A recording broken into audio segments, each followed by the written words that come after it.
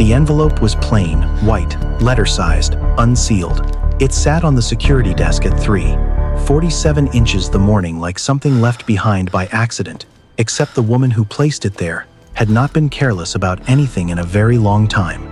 Marcus Reed Calloway saw it happen on the monitor in his corner office on the 34th floor.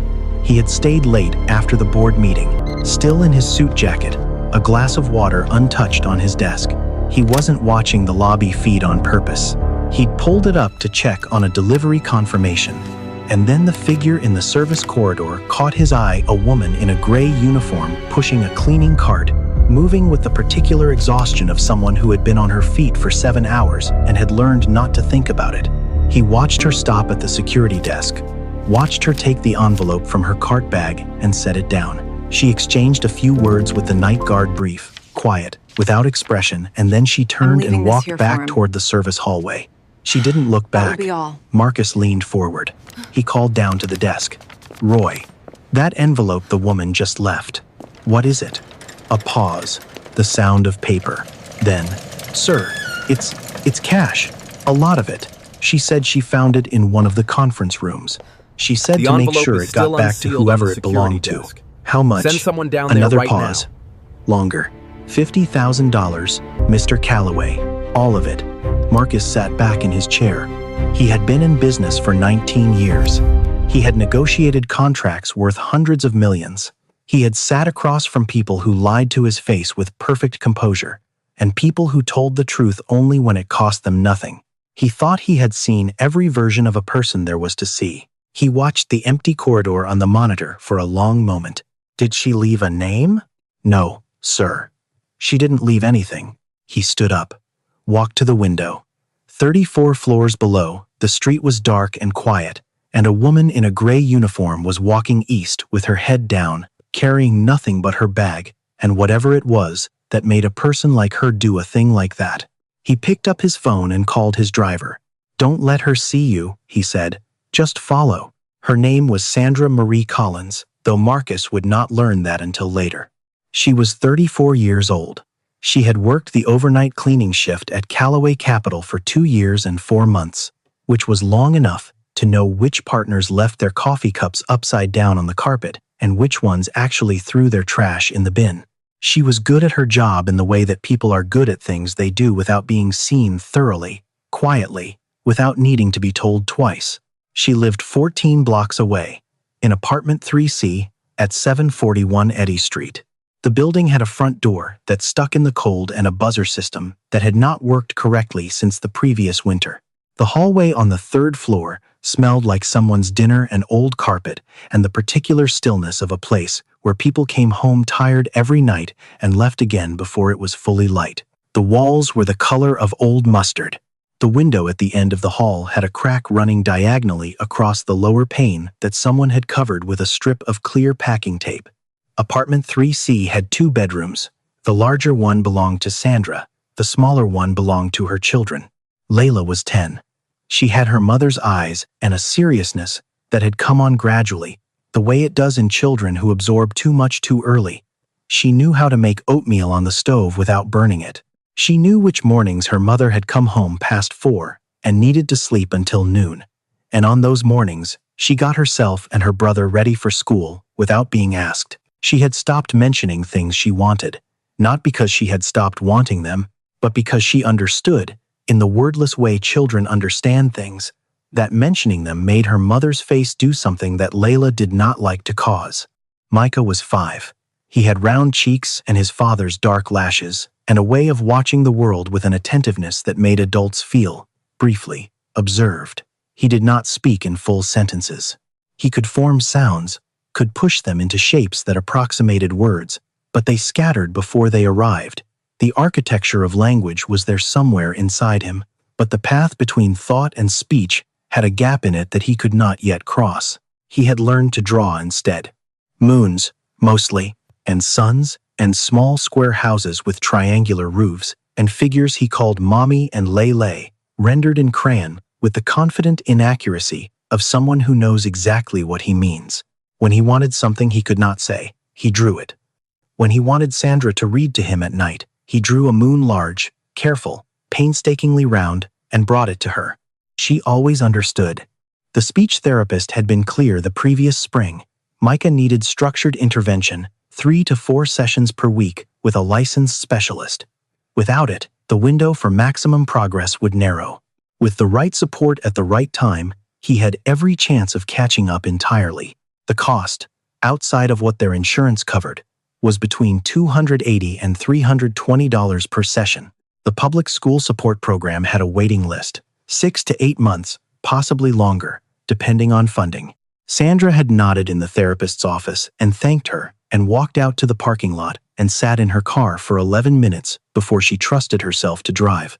That night, she went to the library before her shift and checked out 4 books on childhood speech development. She bought a pack of index cards with the last $6 in her wallet and spent 2 hours making vocabulary flashcards at the kitchen table after the kids were asleep. She was not a speech therapist.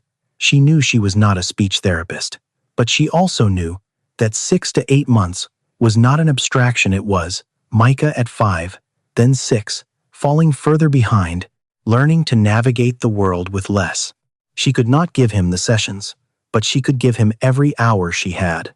3 weeks before she found the envelope, on a Tuesday night in November, Micah had sat across from her at the kitchen table with a picture book open between them. He had pointed to the moon on the cover and tried to say the word. Mo. He stopped, looked at her. His eyes were not frustrated, they were patient, in the way children are patient when they have already learned that some things take longer, and they have decided to wait. But there was something in that patience that was worse than frustration. It was the look of someone who had already adjusted his expectations of himself. Sandra kept her face calm. She pointed to the moon. Moon, she said, slowly. He watched her mouth. He tried again. Mo-o-an. Close. Not there yet. She smiled at him, and he smiled back, and she turned the page. She went to work that night, with her eyes dry and her jaw set, and she did not let herself think about the gap until she was on the subway, and the doors closed, and there was no one to see her put her forehead against the cold metal pole and breathe. The night she found the envelope, she had been cleaning the 34th floor conference room, the large one, with the oval table and the view of the city that she had never once stopped to look at, because there was still the 33rd floor after this, and then the 32nd, and she needed to be done by 3. It was under the head chair, half hidden against the table leg, a plain white envelope, thick, unsealed. She picked it up, looked inside. She sat down on the floor. She was not prone to dramatic gestures, Sandra Collins. She did not believe in signs. But she sat on the carpet of that conference room for 4 minutes. She would know later it was 4 minutes, because she checked the clock when she stood up, and she counted the money without meaning to, the way you count a thing you already know the answer to. $50,000. In the silence of that room at 2 in the morning, she thought about Layla's winter coat, the one with the broken zipper that she had been meaning to replace since October. She thought about the 3 months of back rent she owed her landlord, who had been patient in the resigned way of a man who expected to be disappointed. She thought about Micah. She thought about Micah most. 6 months of private sessions, maybe more. The kind of consistent, expert support that could change the shape of what was possible for him. She sat with it for 4 minutes.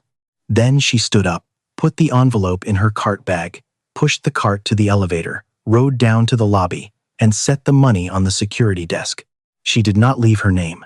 She had thought about it for about the same 4 seconds it had taken to stand up, and she decided against it. She did not want to be thanked. She did not want to be investigated. And she did not want the person who came to claim this money to feel, even for a moment, that they owed something to the woman who cleaned their floors at 2 in the morning. Honesty was not a transaction. It did not require a receipt. She walked back to the service hallway, clocked out, and started home. She did not notice the black car that pulled away from the curb half a block behind her. The 14 blocks between Callaway Capitol and 741 Eddy Street took 11 minutes on foot. Marcus's car covered the same distance in 4, at the pace of a man walking. His driver, a quiet professional named Earl who had worked for him for 6 years and had learned not to ask questions, kept half a block back and said nothing. Marcus sat in the back seat, with his jacket still on, and watched Sandra Collins walk. She walked the way people walk when they are tired past the point of feeling it steadily, without momentum, putting one foot in front of the other as a matter of principle rather than energy. Her cleaning cart was gone, left in the building's service room. She carried a canvas bag over one shoulder. Under the street lamps, her gray uniform looked almost silver. At the corner of Eddie and Marsh, she stopped. Marcus watched her reach into her bag and take out her work shoes, the heavy-soled black ones required by the building's safety policy. She set them down beside the curb. She pulled off her right shoe, then her left, and stood for a moment on the cold sidewalk in her socks, eyes closed. Just a few seconds. Then she put the shoes back on and kept walking. He didn't know why that was the moment it became real to him. He had already seen her return $50,000 without leaving her name. He had already understood, in the abstract way that men like him understand things they haven't yet felt, that this woman was not ordinary. But there was something about those few seconds, the deliberateness of it, the privacy of it, the way she had allowed herself that small relief only when she was certain no one was watching, that settled into him like a weight. She turned onto Eddy Street. He told Earl to pull over. He got out of the car. The front door of 741 Eddy Street was unlocked. Not broken, just unlocked. The kind of building where the latch had given up some time ago and no one had gotten around to fixing it. Marcus pushed it open and stepped into the entrance hall. The smell hit him first. Cooked food and old carpet, and the closeness of a space shared by many lives pressed together. The single overhead bulb on the ground floor was working. The one on the second floor landing was not. He climbed the stairs slowly, not because he was being cautious, but because he was, for the first time in a long time, uncertain about what he was doing. He was not a man who did uncertain well. Third floor. The hallway was narrow, the carpet a pattern of dark green and brown that had been worn to uniformity in the center where people walked. 3 doors. At the far end, a window with a crack taped over with packing tape. Apartment 3C was the middle door. It was not fully closed, not open, not in a way that would have been visible from the hallway, but the latch had not caught, and the door had drifted inward, perhaps 2 inches, held only by its own weight. Layla had left it that way, as she always did when she was waiting for her mother to come home. A thin line of warm yellow light fell across the threshold. Marcus stood in the hallway and told himself he was not doing what he was doing. Then he stood still and did it anyway. Through the gap, he could see a section of the kitchen, a counter, the edge of a table, the lower half of a window through which the glow of the street below cast everything in a faint amber wash. The overhead light was on, the kind of bare bulb brightness that makes everything look a little more tired than it is. Layla was at the sink. She was washing dishes with her back to the door, standing on a step stool to reach the faucet, moving through the task with a quiet efficiency that was entirely too practiced for a 10-year-old. Her hair was braided back. She was wearing a shirt that was slightly too large for her, and she rinsed each dish and set it in the rack the same way, every time, without variation. Micah was on the floor. He was sitting cross-legged, near the table, with a sheet of drawing paper in front of him and a red crayon in his hand, drawing with great seriousness. Marcus could not see the drawing from where he stood, only the slow, careful movement of the boy's hand rounding something, going back to correct it, rounding again. Then Sandra came through the front door. Micah heard her before she was fully inside. He looked up, and his whole face changed, not just a smile, but a reorganization, the way a room changes when someone turns on a lamp. He grabbed the paper from the floor, scrambled to his feet, and ran to her. He held up the drawing. A moon.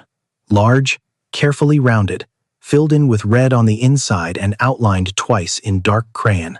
Even from the hallway, even through a 2-inch gap in a door, Marcus could see the care that had gone into it. Sandra set down her bag. She crouched to Micah's level. She looked at the drawing for a moment, and something moved across her face, tired and tender, and full of a knowledge that lived below words. She took the drawing from him. She straightened up. She said something to Layla, who dried her hands and put the step stool away under the counter, and went to the other room without being asked. Then Sandra sat down on the floor with her back against the couch, her work uniform still on, and she opened her bag and took out a battered picture book. Micah settled into the space beside her like a thing finding its place. She began to read. Marcus stood in the hallway for a long time, long enough that the quality of the light through the gap shifted slightly as Sandra moved the lamp, long enough that he heard Micah try, once, to repeat a word from the story, a careful attempt, 2 syllables reaching for each other, and heard Sandra say the word back to him, once, without correction, without the particular gentle desperation that adults sometimes can't keep out of their voices when they're trying to fix something. Just the word, clear and unhurried, as if she had all the time in the world. He turned and walked back down the stairs. He sat in the car for a while without telling Earl to drive. Through the window he could see the lit square of the 3rd-floor apartment, warm and yellow in the dark face of the building. He thought about the envelope. $50,000. Enough for 6 months of private speech therapy. She had found it. She had sat with it for 4 minutes. She had given it back.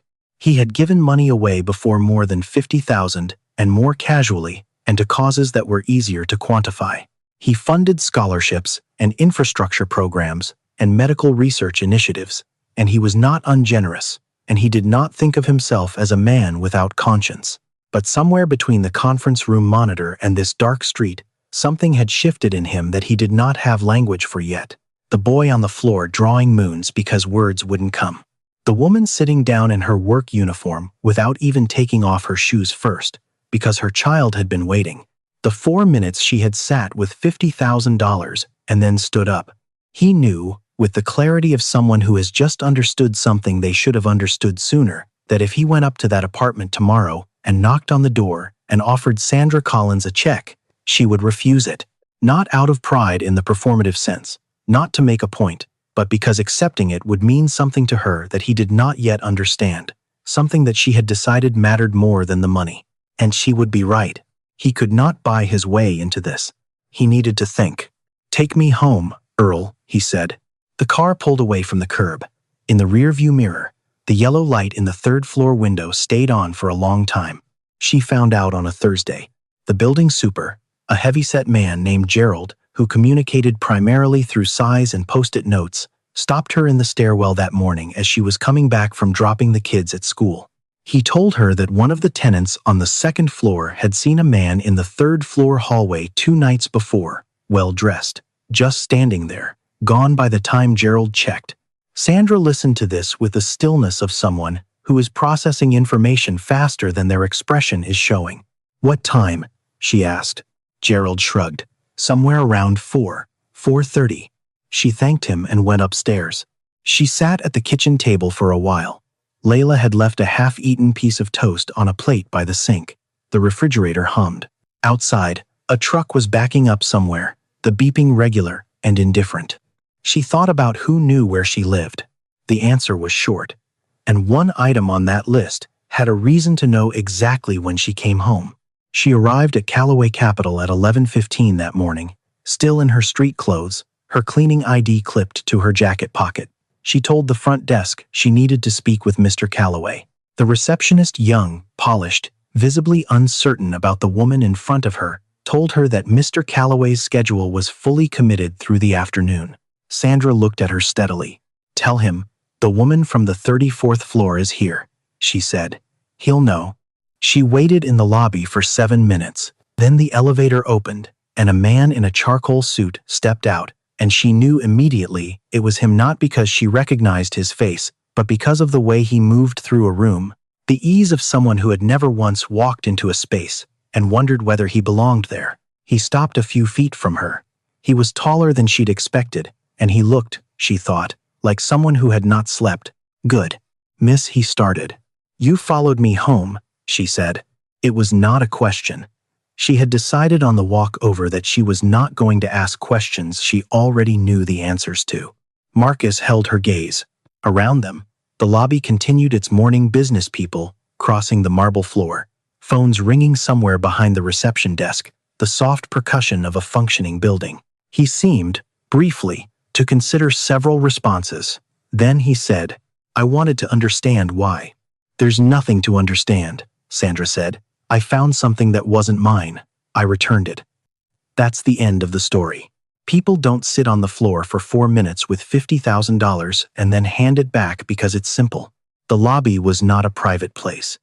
Sandra was aware of the receptionist's attention. of a man in a gray coat pausing near the elevator. She kept her voice level. "You were watching me on the cameras." "Yes. At least he didn't dress it up. So you watched me find it, watched me return it, and then had someone follow me through the street at 4 in the morning to my building." She said it plainly, without heat, cataloging the facts. "And you stood in my hallway." Something moved across his face, not quite shame, but the near neighbor of it. "Yes," he said again. "My children were in that apartment." "I know. He stopped. Started again. "I didn't go in. I should not have been there. I understand that." Sandra looked at him for a long moment. He did not look away, which she noted. Men who looked away were easier to dismiss. Men who held your gaze when they had no defense left were a different kind of problem. "Don't come near my home again," she said. She turned and walked out through the revolving door. Marcus stood in the middle of the lobby and watched her go. The letter from the school district arrived on a Friday afternoon, slipped through the mail slot while Sandra was sleeping between shifts. Layla found it and put it on the kitchen table without opening it, which meant Layla already knew, from the return address, what kind of letter it was. This was another thing Sandra noted in the silent ledger she kept of her daughter growing up faster than she should have to. She opened it after dinner, while Micah was drawing at the table and Layla was doing homework on the couch. "Dear Miss Collins, we are writing to inform you that due to current program capacity, Micah's placement on the speech-language support waitlist remains active. Based on current enrollment, we anticipate reevaluation availability no earlier than late spring of next year." Late spring, 5 months, possibly more. Sandra folded the letter along its original creases. She set it face down on the counter. She turned back to the sink and finished washing the pot she had been washing before she opened it. Her hands were shaking slightly. She ran them under the hot water until they stopped. Behind her, she heard Micah push back his chair, the soft sound of crayon on paper, Layla turning a page. The ordinary sounds of an evening that was supposed to be fine. The letter from Marcus arrived at apartment 3C on a Tuesday, handwritten, on plain paper, delivered by hand to the mail slot. She recognized the handwriting as belonging to someone who had been taught cursive and then largely abandoned it. He had slipped it through himself. She had not heard him in the hallway, which told her he had not wanted to be heard. "Miss Collins, I am not writing to apologize, because I don't believe an apology is what you want from me, and I don't think you'd accept one that came attached to anything else. What I did was wrong. I have no useful explanation for it beyond the fact that I was trying to understand something, and I went about it badly. I am not writing to offer you money. I think you've made your position on that clear, and I think you're right to hold it. I'm writing to ask one question, and you don't have to answer it. What does Micah need? M. Calloway." Sandra read it standing at the mail slot, still in her coat. She read it twice. Then, she went to the kitchen, held it over the trash can, and tore it into 4 pieces. She stood there with the pieces in her hand. After a moment, she carried them to the small table beside the couch, the one with the drawer that stuck, and opened the drawer, and put the pieces inside, and closed it again. She did not examine why. She didn't sleep much that night. She lay in the dark and stared at the ceiling and ran the numbers the way she always ran them, the mental arithmetic that had become so habitual it felt less like calculation and more like breathing. Rent, utilities, transit, food, the copay for Layla's inhaler, the cost of new shoes for Micah, whose left one had developed a hole at the toe that she had patched twice already with waterproof adhesive, and somewhere in the column of things she could not yet afford, speech therapy, 3 times a week, 40 weeks a year, more money than she made in 4 months. She thought about the envelope. She thought about the 4 minutes on the floor of the conference room, and the particular quality of the silence in that room, and the way the city had looked from up there, all those lit windows, all those lives running parallel and invisible to each other. She thought about Micah saying Mo'un, his patient eyes, his adjusted expectations. She turned onto her side and closed her eyes. She was not going to take money from Marcus Calloway. She was not going to let herself be a problem that a wealthy man solved because witnessing her life had made him feel something. She had principles, and her principles were not decorative. They were the architecture of how she had survived everything so far. You did not compromise the structure because someone had found an attractive offer. But she also knew, in the quiet and honest part of herself, that she only visited at night, that Micah was 5, and the window the therapist had spoken about was not a metaphor. It was real, and it was moving, and she was not moving fast enough to keep pace with it. She stared at the ceiling until the light in the room went from black to gray. Then she got up and made coffee and started the day. He came on a Saturday morning. Sandra heard the knock at 9:47. She knew the time because she had just looked at the clock above the stove, calculating whether she had enough margin to take the kids to the laundromat and be back before her shift prep. 2 knocks, measured, not urgent, the knock of someone who had decided to do something and was not going to pretend otherwise.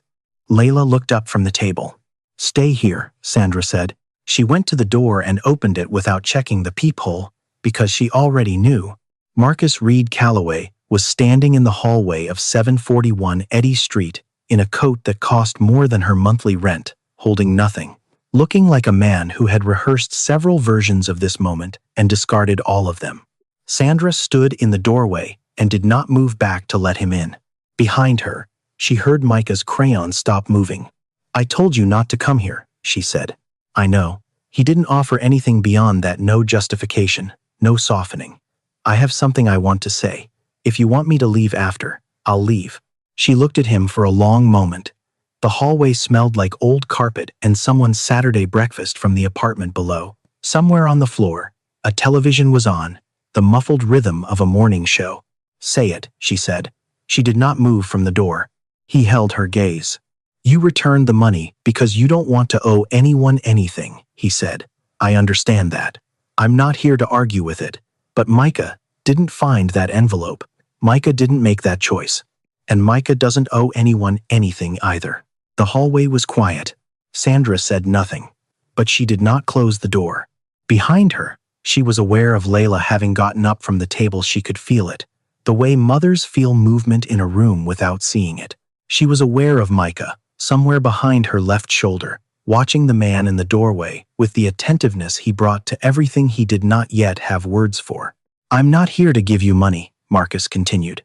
His voice was even, but there was something underneath it that was not quite steady, not grief, not guilt, but something adjacent to both. "I should have led with that when you came to see me.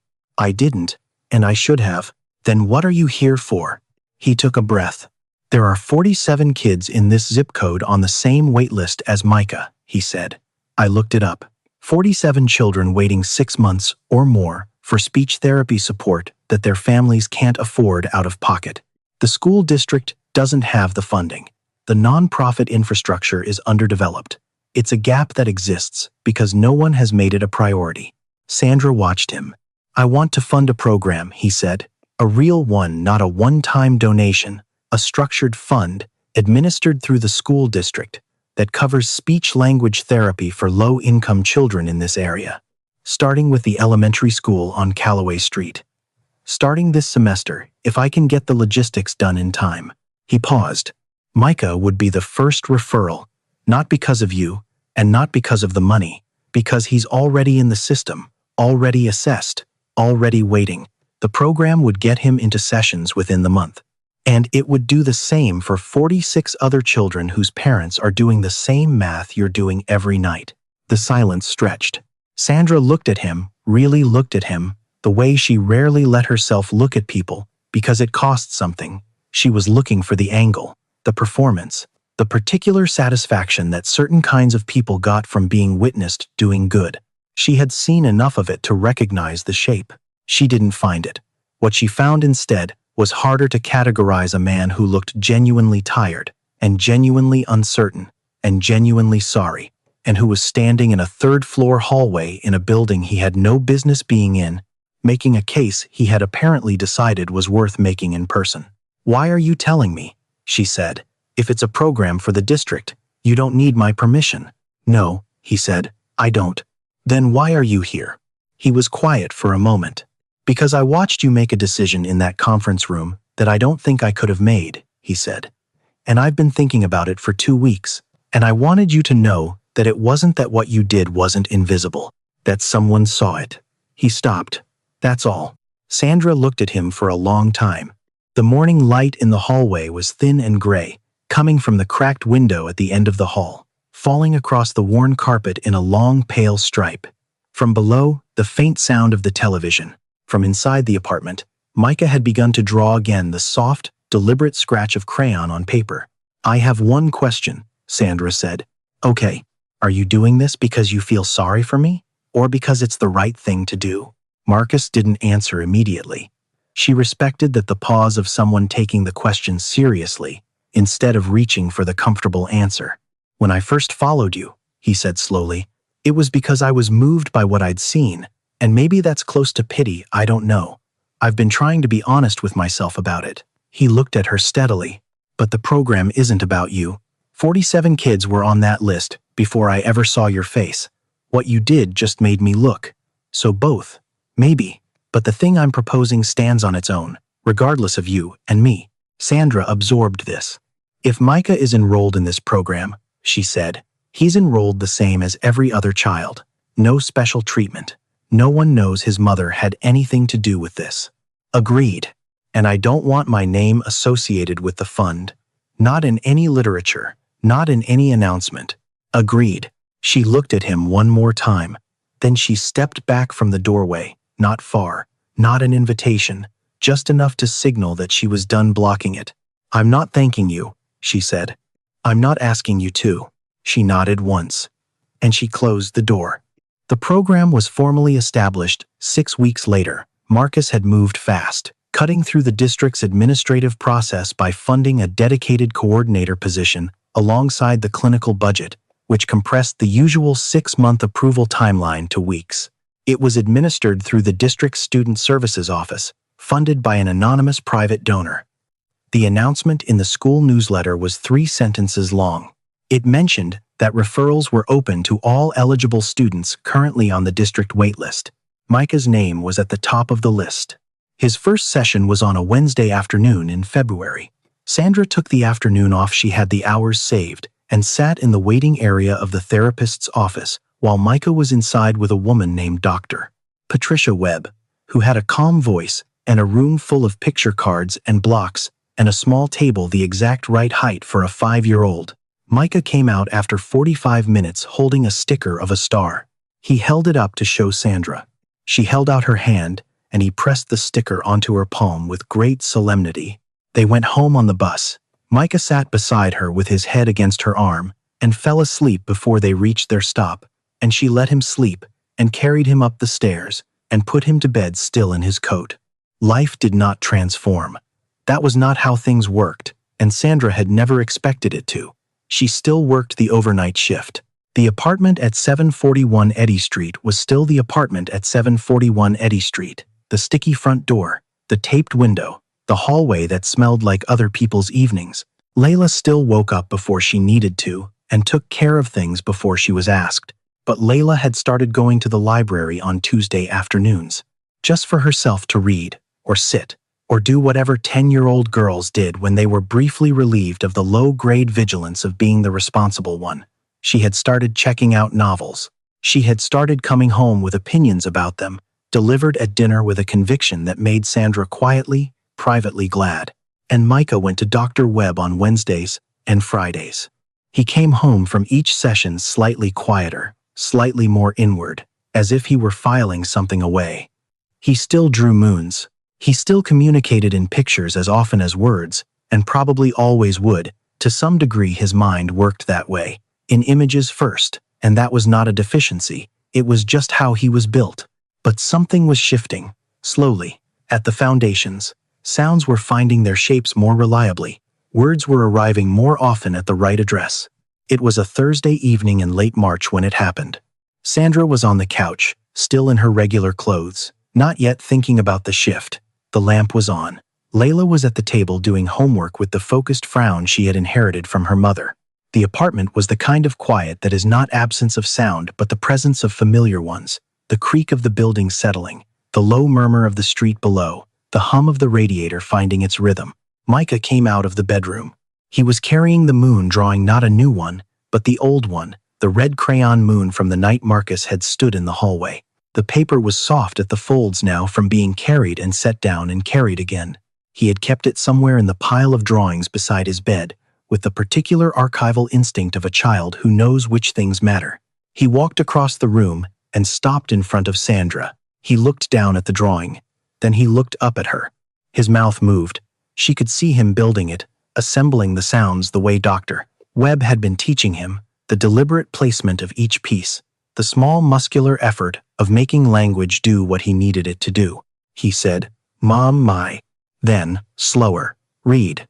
Then, very carefully, with the precision of someone who has practiced this exact sequence more times than anyone had seen, "Please."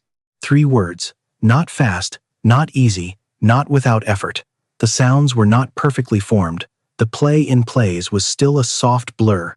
The D in red arrived a half beat late, but they were there.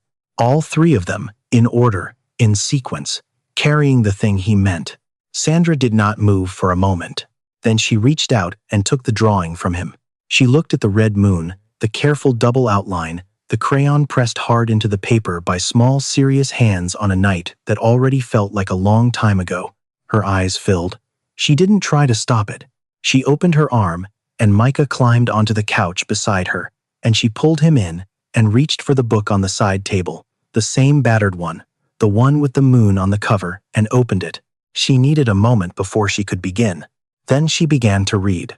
Marcus Calloway had come by to drop off the first quarterly report from the fund. He had not called ahead, he had not yet earned that kind of ease, and he knew it, but he had reached the 3rd-floor hallway of 741 Eddy Street and was about to knock when he heard it. A voice. Small, careful, deliberate. 3 words. He stood in the hallway with the folder in his hand, and he did not move. Through the door, he heard Sandra's voice catch just briefly, just once, and then settle into the steady cadence of a story being read aloud. He heard Micah make a sound that was not a word, but was something better than a word. The sound of a child who has just been understood. Marcus stood there for a long time. He had built things in his life, companies, funds, programs, structures, designed to move money from where it sat to where it was needed. He was good at it. He had told himself, for most of his adult life, that the scale of a thing was what gave it meaning, that the larger the impact, the more the effort mattered. He was revising that now. He set the folder down against the wall, gently, so it wouldn't make noise. He would leave it there. Sandra would find it in the morning, and she would know what it was, and that was enough. He turned and walked back down the stairs, past the broken 2nd-floor light, past the front door that always stuck, out into the March air, which was cold, still, but held, at its edges, the faint suggestion of something warmer coming. He stood on the sidewalk outside 741 Eddy Street and looked up at the lit window on the 3rd floor. $50,000 had not changed him. The woman who had given it back had. He put his hands in his pockets and walked.